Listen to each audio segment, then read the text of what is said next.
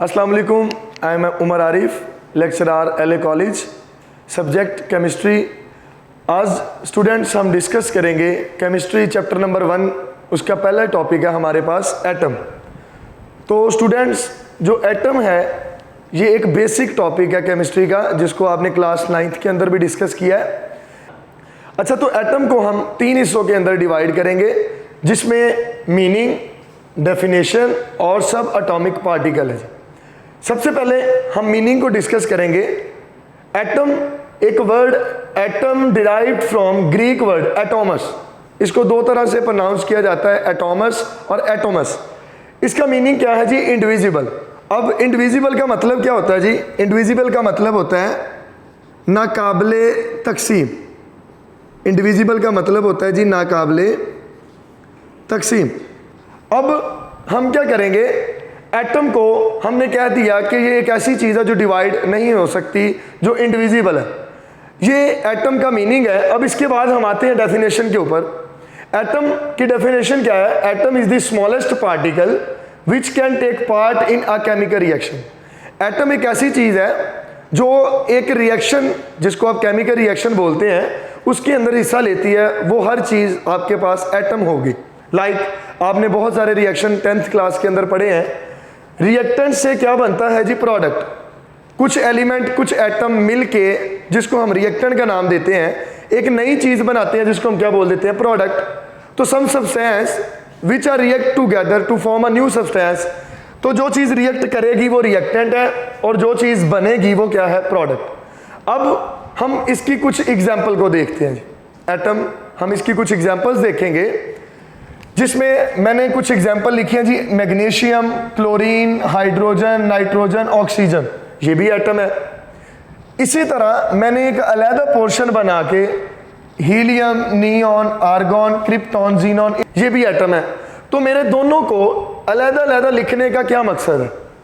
तो दोनों को स्टूडेंट्स लिखने का मकसद ये है कि ये जो magnesium, chlorine, hydrogen, nitrogen, oxygen वगैरह है, कैन नॉट एग्जिस्ट इंडिपेंडेंटली।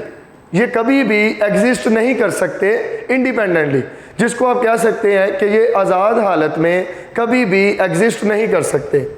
और helium, neon, argon, krypton, xenon, जिसको आप नोबल गैसेस बोलते हैं, ये क्या है? Exist independently. तो दोनों में डिफरेंस ये आया कि बाकी सारे ही एलिमेंट या एटम ये कभी भी इंडिपेंडेंटली एग्जिस्ट नहीं कर सकते, और जितनी भी नोबल गैसेस हैं ये एग्जिस्ट कर सकती हैं इंडिपेंडेंटली। तो इसके लिहाज से एक और डेफिनेशन एटम की हमारे पास आ गई। वो एटम की डेफिनेशन क्या है जी? एटम मे और मे नॉट एग्जिस्ट इंडिपेंडेंटली।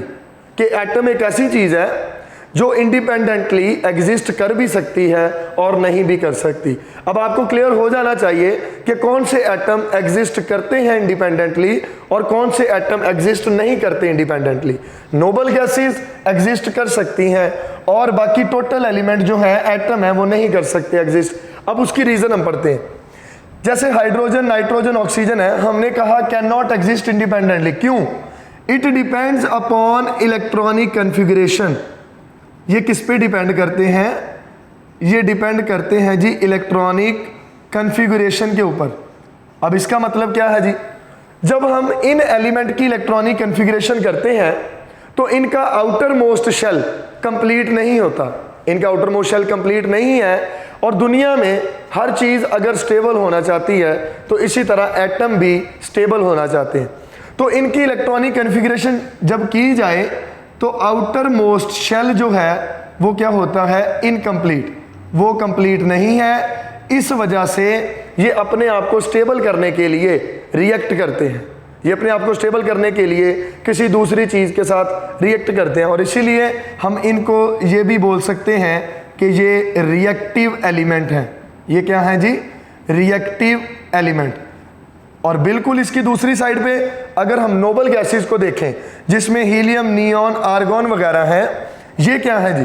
कहते हैं जी ये एग्जिस्ट कर सकती है इंडिपेंडेंटली। क्यों? क्योंकि जब इनकी इलेक्ट्रॉनिक कन्फिगरेशन की जाए तो इनका आउटर मोस्ट शेल कंप्लीट होता है। तो कंप्लीट होने की वजह से ये एलिमेंट क्या होते हैं? स्टेबल होते हैं। तो दोनों में डिफरेंस पता लग गया कि वो एलिमेंट क्यों स्टेबल नहीं है, क्यों एग्जिस्ट करते हैं, और ये एलिमेंट स्टेबल हैं और क्यों एग्जिस्ट करते हैं। तो इसके बाद हम एटम के हिस्टोरिकल बैकग्राउंड की तरफ आते हैं। यहाँ से हमारे पास बहुत सारे एमसीक्यूज और बहुत सारे शॉर्ट क्वेश्चन निकलते हैं। तो हिस्टोरिकल बैकग्राउंड की तरफ आए तो सबसे पहले हम देखेंगे ग्रीक फिलोसफर ने क्या कहा था। इसने कहा मैटर। अब व्हाट इज मैटर? बेटा matter is anything that has mass and occupy space. दुनिया में कोई भी चीज जिसका कोई ना कोई मैस हो और वो स्पेस ऑक्यूपाई करे उसको हम बोलते हैं मैटर। तो almost everything around us are the example of matter. तो matter could be divided into smaller and smaller particles to reach a basic unit which can not be subdivided. कि matter मादा divide होते होते एक ऐसे unit तक पहुंचता है जिससे आगे वो फर्दर डिवाइड नहीं हो सकता।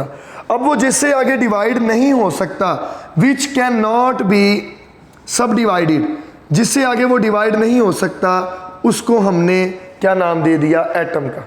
ग्रीक फिलोसफर ने उसको नाम दे दिया एटम का। इसके बाद एक और साइंटिस्ट आया जिसका नाम है जी डेमोक्राइटस। एटम वर्ड निकला है एटॉमस से, इंडिविजिबल, जिसका मतलब है जी it is not based on experimental. ये बात हमने ऊपर वाली तो पहले भी कर ली, लेकिन यहां पे डिस्कस करने का मकसद क्या है? यहां पे डिस्कस करने का मकसद है जी it is not based on experimental. कि ये थियोरेटिकल बात की गई थी कि ये एक्सपेरिमेंटल बात नहीं है, ये थियोरेटिकल बात है कि एटम वर्ड निकला है एटॉमस से जिसका मतलब है इंडिविजिबल। नो डाउट ये बात ठीक है, लेकिन थियोरेटिकल है, एक्सपेरिमेंटल बात नहीं है। इसके बाद इन लेट ऑफ 17th सेंचुरी यहाँ पे क्या हुआ? इन क्वांटिटेटिव स्टडी, जब हमने एटम की क्वांटिटेटिव स्टडी की, दोनों में डिफरेंस आपको पता होना चाहिए। What is qualitative and what is quantitative. तो बेटा क्वालिटेटिव जिसमें हम एलिमेंट या एटम की क्वालिटी के बारे में बताएं, और क्वांटिटेटिव जिसके अंदर हम क्वांटिटी के बारे में डिस्कस करें।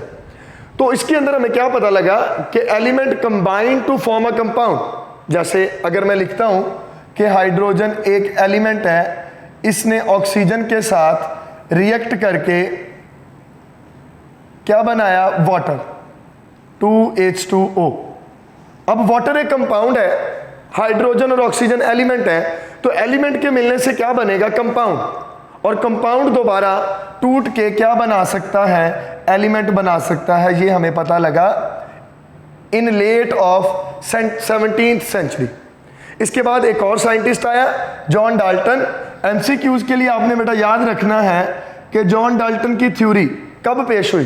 तो ये बेटा इन 1808। इसने दो चीजें हमें बताई, पहली लॉ ऑफ डेफिनेट और सेकंड लॉ ऑफ कंजर्वेशन। अब लॉ ऑफ डेफिनेट हमें क्या बताता है? डेफिनेट का मतलब होता है फिक्स, जिसको हम चेंज नहीं कर सकते। तो all matter is composed of atom of different element. कि जितनी भी मैटर है वो किसके मिलने से बनती हैं? वो एलिमेंट के मिलने से बनती हैं। विच डिफर इन देयर प्रॉपर्टी, और उनकी प्रॉपर्टी भी डिफरेंट होती है।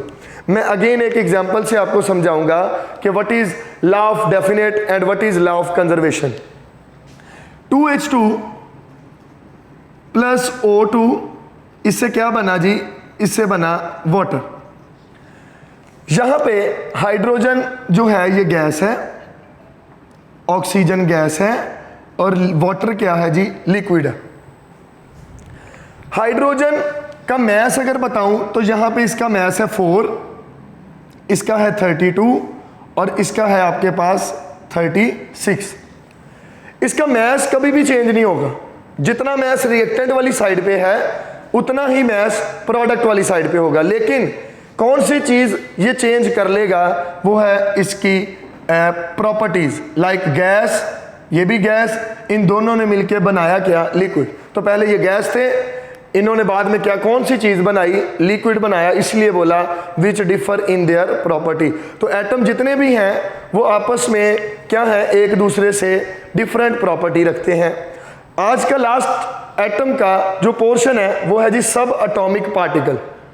तो एटम को डिवाइड किया सब एटॉमिक पार्टिकल्स के अंदर। तो सब एटॉमिक पार्टिकल्स को भी याद रखने का सबसे इजी मेथड ये है कि ये स्टेबल और अनस्टेबल आप सब एटॉमिक पार्टिकल को दो पार्ट के अंदर डिवाइड कर दो, स्टेबल और अनस्टेबल। इलेक्ट्रॉन, प्रोटॉन, न्यूट्रॉन ये स्टेबल हैं जो एटम के अंदर एग्जिस्ट करते हैं, जिनको आप पढ़ते हैं, और अनस्टेबल हाइप्रोन, बेसॉन, न्यूट्रिनो और भी बहुत ज़्यादा है जी, ये सारे अनस्टेबल है। कितने सब एटॉमिक पार्टिकल हैं? इंपॉर्टेंट एमसीक्यूज है जी पहले टॉपिक में से कि कितने सब एटॉमिक पार्टिकल। तो मोर देन 100 सब atomic particles exist in an atom. 100 से ज़्यादा सब एटॉमिक पार्टिकल एक एटम के अंदर पाए जाते हैं। अच्छा जी, इसके बाद आपके पास आती है जी फंडामेंटल पार्टिकल्स। ये डेफिनेशन आपको आ सकती है, electrons, protons, neutrons are fundamental particles of an atom. इन तीनों को हम फंडामेंटल पार्टिकल्स बोलते हैं। अच्छा जी, लास्ट में हमारे पास है work of Berzelius, Jacob Berzelius. ये एक स्वीडिश केमिस्ट था जिसने हमें क्या बताया, determine the atomic mass of an element. Atom के मास के बारे में हमें बताया, लाइक हाइड्रोजन का 1 AMU है, ऑक्सीजन का 16 AMU है।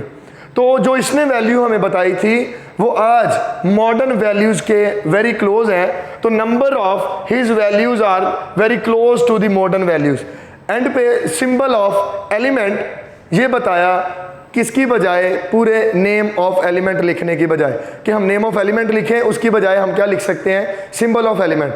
तो आज हमारा टॉपिक वाइंड अप होता है। इंशाल्लाह नेक्स्ट हम जो टॉपिक डिस्कस करेंगे वो होगा evidence of atom. Thank you, अल्लाह हाफिज़।